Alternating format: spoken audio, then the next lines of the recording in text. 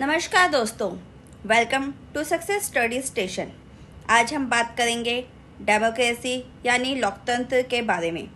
Democracy is the system of government where power lies with the people either directly or through elected representatives. Democracy का मतलब होता है एक ऐसी सरकार जिसमें शक्ति लोगों के पास होती है। लोग या तो सीधे फैसले लेते हैं या अपने चुने हुए प्रतिनिधियों के जरिए फैसले लेते हैं। डेमोक्रेसी के कुछ कोर प्रिंसिपल्स होते हैं: इक्वालिटी यानी कि समानता, फ्रीडम यानी आज़ादी और पार्टिसिपेशन यानी कि सबकी भागीदारी। अगर हम हिस्ट्री देखें तो डेमोक्रेसी की शुरुआत एंशिएंट एथेंस से हुई थी, जहां लोग डायरेक्टली डिसीजन मेकिंग में हिस्सा लेते थे। आज के टाइम में डेमोक्रेसी की कई फॉर्म्स हैं, जैसे डायरेक्ट, रिप्रेजेंटेटिव और हाइब्रिड सिस्टम्स। लगभग आधी दुनिया की पॉपुलेशन किसी न किसी फॉर्म की डेमोक्रेसी में ही रहती है। लेकिन डेमोक्रेसी को कुछ चैलेंजेस भी फेस करने पड़ते हैं, जैसे कि पॉलिटिकल पोलराइजेशन, मिस इन्फॉर्मेशन और सिविक एंगेजमेंट का कम होना। एक एग्जाम्पल है कि ताइवान के इलेक्शंस में जहां ट्रांसपेरेंसी और सिटीजन पार्टिसिपेशन को बहुत सराहा गया। ये दिखाता है कि डेमोक्रेसी आज भी स्ट्रॉन्ग और रेलिवेंट है। Procedural and substantive dimensions. Democracy के दो मेजर डायमेंशंस होते हैं: प्रोसीजरल या मिनिमलिस्ट डेमोक्रेसी। इसमें फोकस होता है प्रोसेस पर, जैसे इलेक्शंस होना, वोटिंग राइट्स और फेयर प्रोसीजर। सब्सटेंटिव या मैक्सिमलिस्ट डेमोक्रेसी, इसमें हम देखेंगे कि डेमोक्रेसी के आउटकम्स क्या हैं, जैसे सोशल जस्टिस, इक्वालिटी और ह्यूमन राइट्स का प्रोटेक्शन। प्रोसीजरल डेमोक्रेसी ये बताती है कि कैसे डिसीजन लिए जाते हैं, जबकि सब्सटेंटिव ये देखती है कि उन डिसीजंस का क्या रिजल्ट आया। क्रिटिक्स कहते हैं कि सिर्फ इलेक्शंस होने से ही डेमोक्रेसी नहीं है। अगर लोगों को राइट्स नहीं मिल रहे तो वो सब्सटेंटिव डेमोक्रेसी नहीं हुई। एक एग्जांपल है, अमेरिका में इलेक्शंस स्ट्रॉन्ग है, लेकिन सोशल इक्विटी में अभी भी चैलेंजेस हैं। वहीं अगर हम स्वीडन को देखें तो वहाँ पर दोनों तरह के डेमोक्रेटिक आइडियल्स को बैलेंस करने की कोशिश करते हैं। आज का मेजर डिबेट यही है: एफिशिएंट गवर्नेंस और मीनिंगफुल सिटीजन पार्टिसिपेशन के बीच बैलेंस कैसे बनाया जाए। Types of democracy. डेमोक्रेसी के कई टाइप्स हैं। डायरेक्ट डेमोक्रेसी, जहां लोग डायरेक्टली पॉलिसीज पे वोट करते हैं, जैसे कि स्विट्जरलैंड। रिप्रेजेंटेटिव डेमोक्रेसी, जहां लोग अपने लीडर्स को इलेक्ट करते हैं और वो लोगों के बिहाफ पर डिसीजन लेते हैं, जैसे कि इंडिया, यूएसए। पार्टिसिपेटरी डेमोक्रेसी, सिर्फ वोट नहीं, लोग डिसीजन मेकिंग में एक्टिवली पार्टिसिपेट करते हैं। डेलिब्रेटिव डेमोक्रेसी, जहां डिसीजंस डिस्कशन और कंसेंसस से होते हैं। सिटीजन्स असेंबलीज इसका एग्जाम्पल है। सोशल डेमोक्रेसी, डेमोक्रेसी के साथ साथ वेलफेयर भी इंश्योर किया जाता है। एग्जाम्पल है स्कैंडिनेवियन कंट्रीज।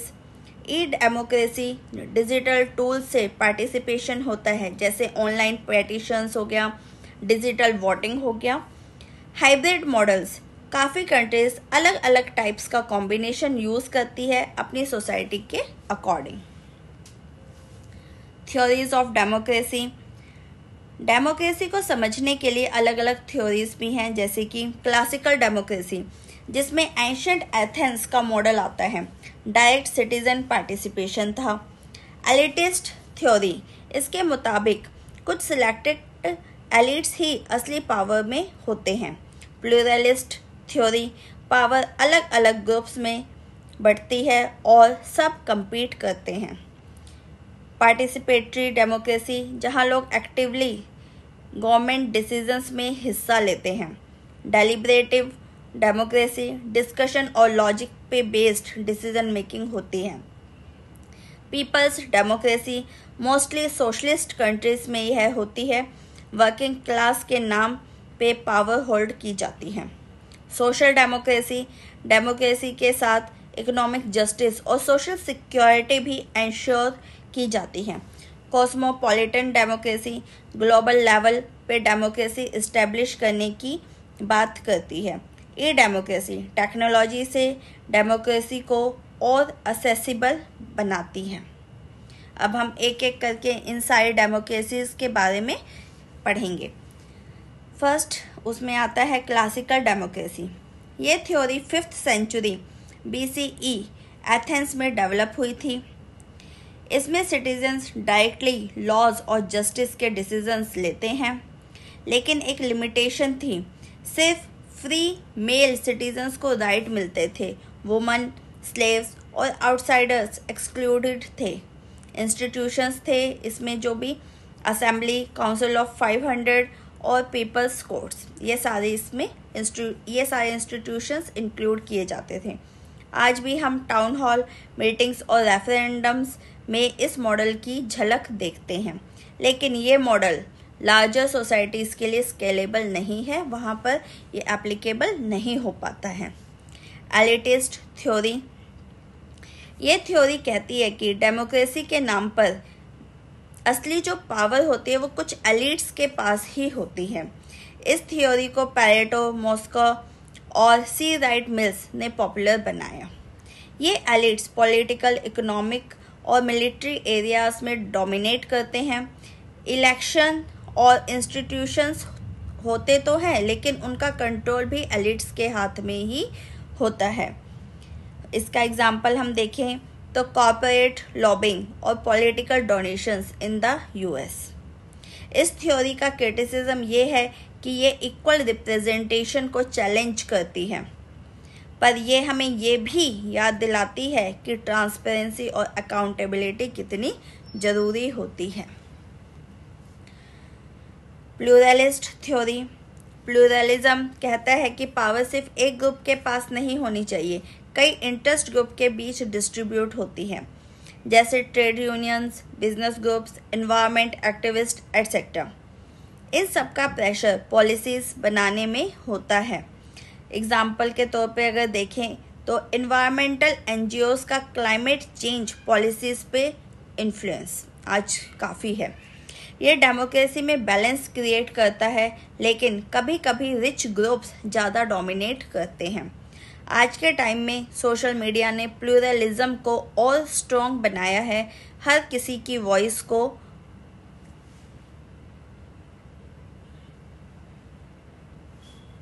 पार्टिसिपेटरी डेमोक्रेसी, इस मॉडल में सिटीजन सिर्फ वोट नहीं करते बल्कि एक्टिवली डिसीजन मेकिंग में उनका हिस्सा होता है, जैसे पब्लिक मीटिंग्स, पार्टिसिपेटरी बजटिंग और लोकल फोरम। ये मॉडल ट्रस्ट और अकाउंटेबिलिटी को बढ़ाता है। चैलेंज ये है कि सब लोग इन्फॉर्म्ड और इंगेज्ड नहीं होते।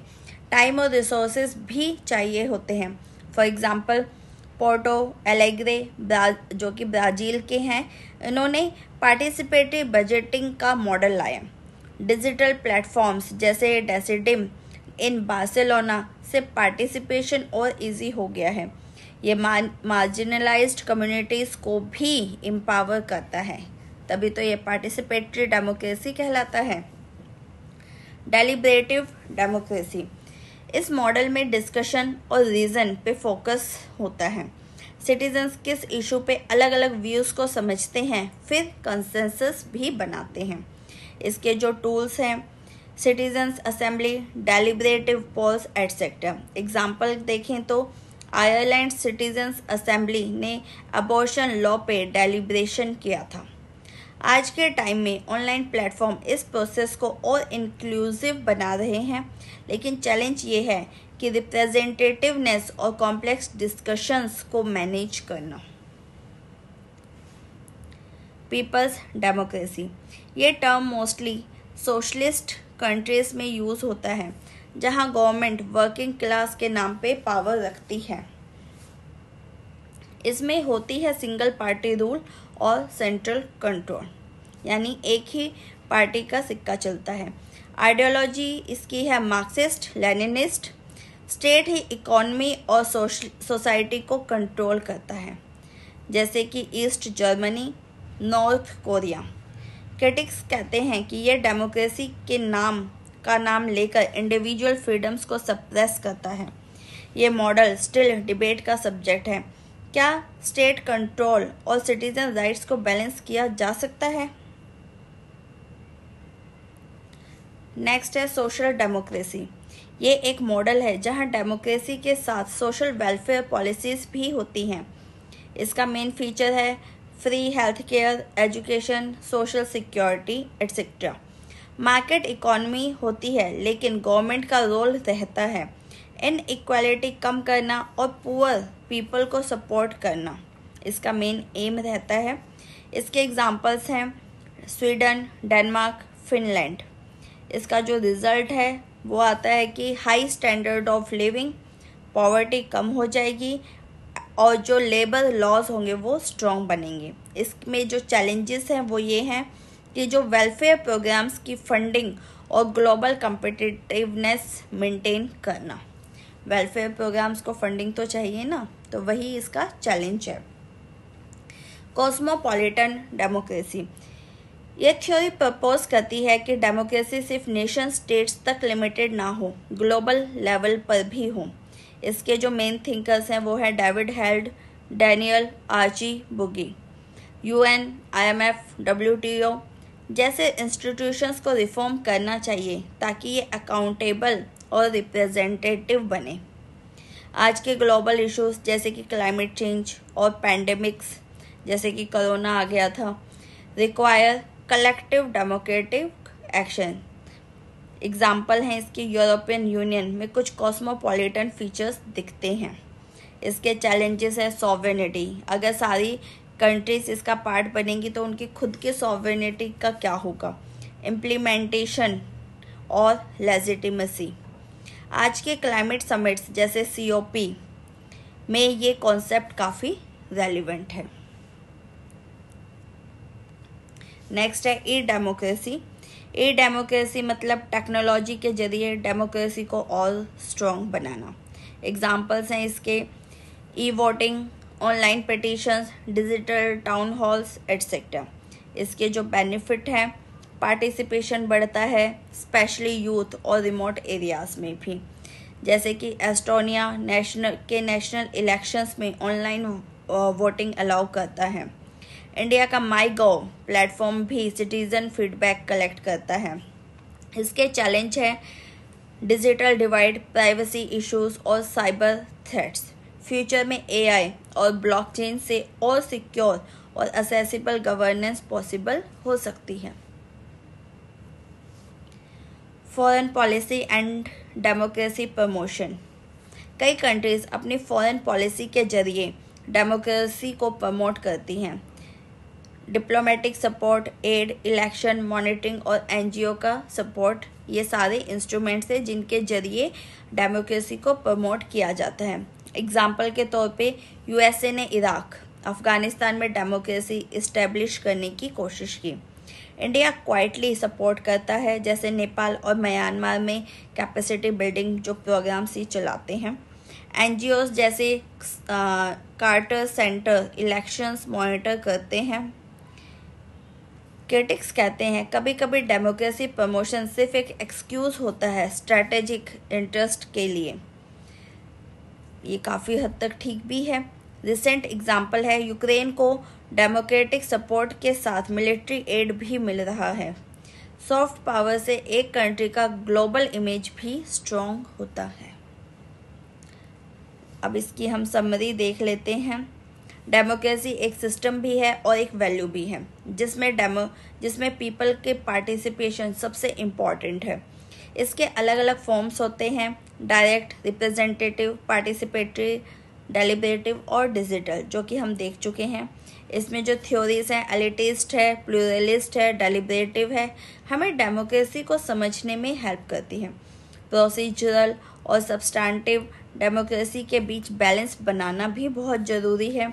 आज के चैलेंजेस और टेक्नोलॉजीज के अकॉर्डिंग न्यू फॉर्म्स इमर्ज हो रहे हैं, जैसे कि e democracy and cosmopolitan democracy. Democracy promotion global politics का ही पार्ट है, लेकिन कॉन्टेक्स्ट और सॉवरेनिटी का रिस्पेक्ट होना भी जरूरी है। और सबसे इम्पॉर्टेंट, डेमोक्रेसी सिर्फ वोट देने तक सीमित नहीं है, हर रोज का इन्वॉल्वमेंट ही असली डेमोक्रेसी है। तो दोस्तों, ये था हमारा डिटेल्ड एक्सप्लेनेशन ऑन डेमोक्रेसी की थ्योरीज और डायमेंशंस पर। अगर आपको ये वीडियो पसंद आई हो तो लाइक करें, शेयर करें और चैनल सक्सेस स्टडी स्टेशन को सब्सक्राइब करना ना भूलें। मिलते हैं नेक्स्ट वीडियो में एक नए टॉपिक के साथ। तब तक के लिए कीप लर्निंग, कीप ग्रोइंग। जय हिंद।